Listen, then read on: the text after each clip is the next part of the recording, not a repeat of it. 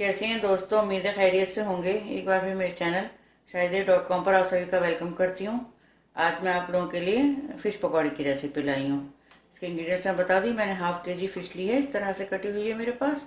साफ़ है बिल्कुल, मैं जहाँ से मंगाती हूँ पूरा साफ़ करके देते हैं। अच्छा, इसको मैंने 2 टेबल स्पून ये अपना नींबू का रस और थोड़ी सी शिमला मिर्च और नमक, उसमें मैंने इसको मैरिनेट करके रखा हुआ है, तो ताकि इसमें अच्छे से सब ये चला जाए, इसलिए रख दिया था। अच्छा, ये मैंने 1/4 के आसपास बेसन लिया हुआ है और 1 टेबल स्पून मैदा और कॉर्नफ्लोर रखा है। ये मैंने चाट मसाला और भुना जीरा पाउडर ये 1 टीस्पून है। बाकी नमक और मिर्च अपने टेस्ट के अकॉर्डिंग है। ऑयल है डीप फ्राइंग के लिए।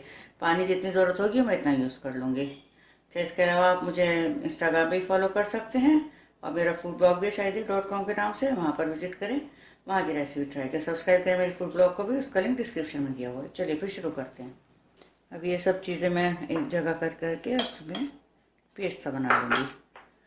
बेसन, मैदा और हमारा कॉर्नफ्लोर। कॉर्नफ्लोर जगह आप जो है चावल का आटा भी ले सकते हैं। ये सूखे मसाले, उसको थोड़ा थोड़ा पानी डाल करके, जैसा हमेशा होता है पेस्ट बनाते हैं, बहुत एकदम नहीं डालना चाहिए, तो एक गुठलियाँ पड़ जाती हैं। इसको थोड़ी देर के लिए मैं रख दूँगी, बस ऐसे 5 मिनट के लिए, ज़्यादा नहीं।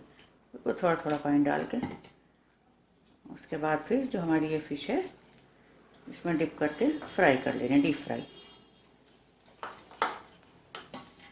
थोड़ा सा पानी हो, बस ऐसे 1/4 से भी कम ही पानी गया है इसमें, 1/4 कप से थोड़ा ही कम। अच्छा सा बैटर बना के मैं इसको रख दूँगी अभी ढक करके। जब फ्राई करूँगी तो आपको दिखाती हूँ। देखें हमारा ऑयल अच्छे से गर्म हो गया। मैंने थोड़ा सा बेसन इसमें डाल करके देख लिया था, काफ़ी गर्म है। बस अब ये मैं इसमें डाल दूँगी। इसमें 4-5 पीस आएंगे, इतने ही मैं डाल करके इन्हें फ्राई कर लूँगी। बस ये देखें, ये फिश हमारी अच्छे से फ्राई हो गई है। तो बाकी के जो पीसीज हैं मैं उनको भी इसी तरह से फ्राई कर लूँगी। तो ये देखें फिश पकौड़े बनकर तैयार हैं। ये मैंने स्वीट चिली सॉस के साथ सर्व किए हैं। आपके पास जो हो वही ले लीजिए, वैसे इससे ज़्यादा मज़े के लगते हैं। तो मुझे ज़रूर बताइएगा रेसिपी आप लोगों को कैसी लगी। आप लोगों के लाइक्स और कमेंट्स का मुझे इंतजार रहेगा।